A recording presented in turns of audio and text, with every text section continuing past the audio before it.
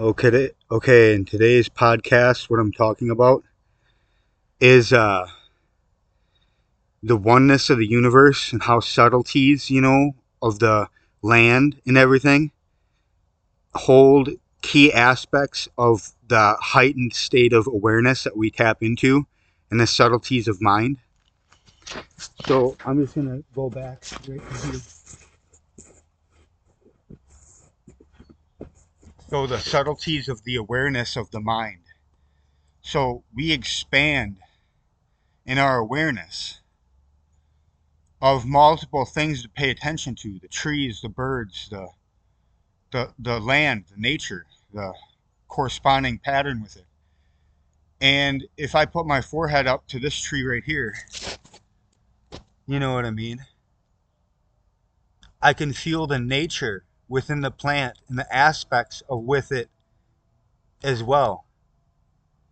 And that type of, it's like a bush type plant that of what I was just integrating with. This is kind of like a witch hazel or something like that. They can grow pretty big trees, but right now it's young and it's. But anyway, what I'm getting back to is the oneness of the universe.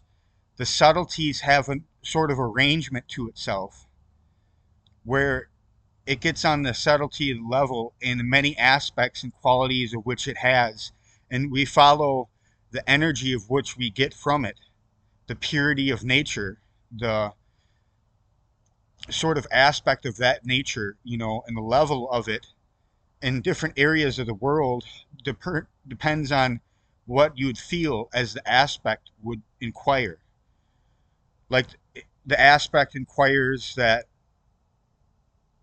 that you pay attention to your surroundings and what's around you. That way you can integrate and be conscious and subconsciously aware of it. That it all corresponds into the oneness that's the real existence of which makes the reality reality. And what we're all trying to prove here is the giant piece of the puzzle of what makes up the whole reality of the earth and the consciousness of the earth and where that comes from, and the consciousness of the trees and where that comes from.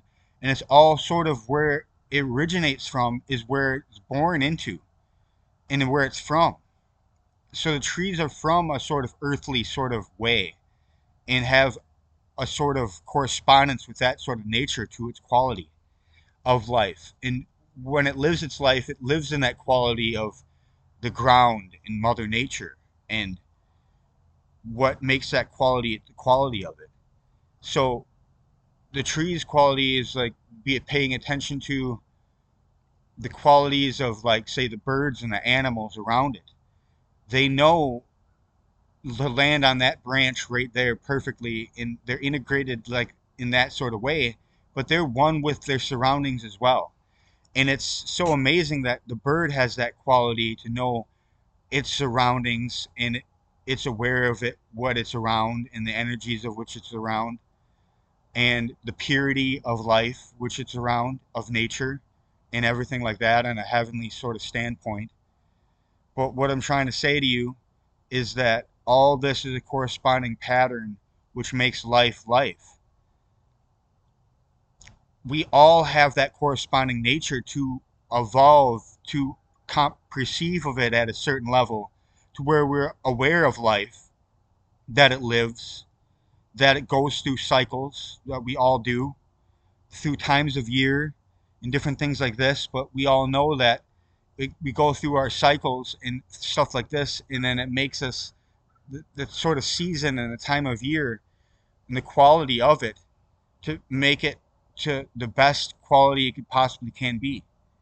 And it's like summer out here. I don't even need this on. I could take this off for a second. There. I could just put it over here. But yeah. So it's the quality of what we're making, in the aspect of, like, what makes the quality of our lives fulfilled with the purity, is to be around the purity in the nature and the aspect of the weather when it changes and goes spring and it's a little warmer out, to get in tune with the weather with your skin. And your skin can adapt to the weather without a coat because it's 40 degrees or something like that. Then it would be better off to do that. But you always got to be coming prepared in every situation because you never know what situation is going to be when it comes to weather. But this is what I'm trying to say, that it all has a balance into the life and the aspect of the oneness that's real.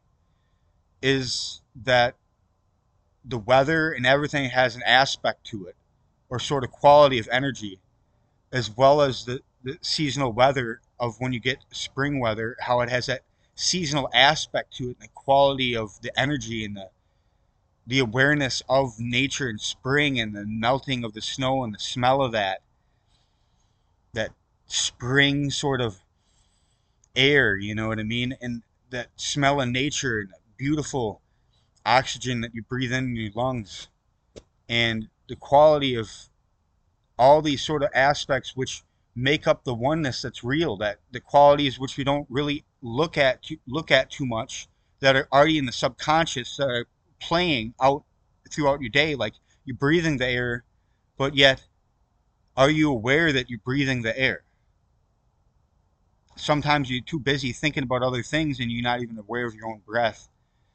And then you wouldn't be aware of, you know, the other states of awareness when you're paying attention to all these things, the other states of awareness you can get to on certain levels and aspects of reality. So these levels and aspects of reality, you can take it to any level that you want throughout the dimensionality of different, like dreams at night. You have similarities to your goals and dreams, or aspects of reality that you already accomplished in certain goals, dreams, and aspects of reality in the dream realm, so that you can take yourself to the next level even in this life once you remember certain aspects and dreams and qualities of the dream realm to bring back to this reality. And this is the oneness and the realities that are all real. These realities are all real that we live in the dream realm and everything, and what we do. But what I'm trying to say is that then we could take them qualities and aspects and apply it to this reality. And then it'd make this reality 10 times more powerful. That's why I'm publishing my book. But it's getting real close to where I'm making the final payment and publishing this book really, really quick. So I got to get a hold of Katie, make sure that is possible for iUniverse from Bloomington, Indiana.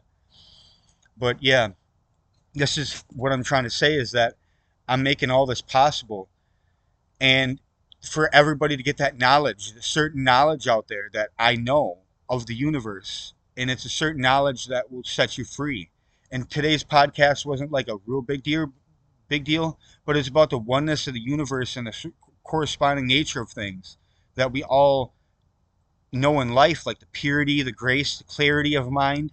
The clarity of mind is very special. When you get that clarity of mind, it enhances and it overgrows the quality and enhancement of where the perception is in the brain. And then you can perceive things in certain higher degrees.